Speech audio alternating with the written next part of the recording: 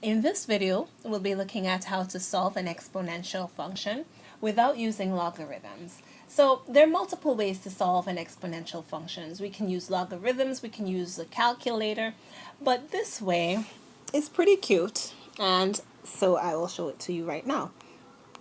Okay, so in our example, I would like us to solve 8 to the x is equal to 1/4.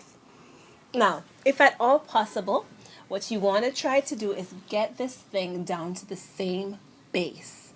So, for example, 8 can be broken down to a smaller number raised to a power. So since it can be, you want to make sure that it is. And so when you do that, well, 8, as you know, is actually 2 to the third. So 8, which is 2 to the third, to the x is equal to 1 over. 4 can also be broken down into something with a power, and that is 2 squared.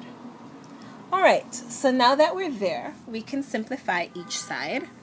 So we have 2 to the 3x is equal to, now take a look at this. The 2 is at the bottom here, but it's at the top over here. Well, can I take this and move it up? The answer is, of course, yes. If you remember, you can move that up, and what happens is the sign of the exponent changes.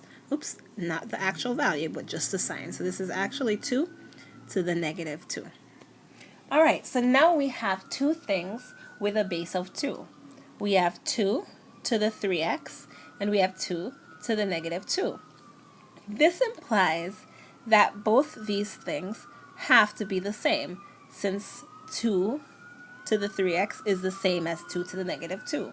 So we can just ignore the 2 at the bottom and rewrite the equation as 3x is equal to negative 2.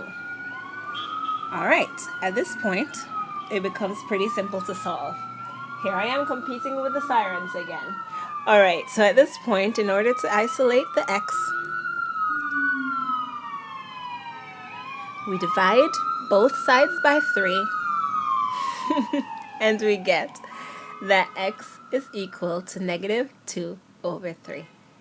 And that's how you solve an exponential function without a log. Again, it doesn't always work. It only works if you can break both sides down to the same base. But when you can, it's a wonderful thing.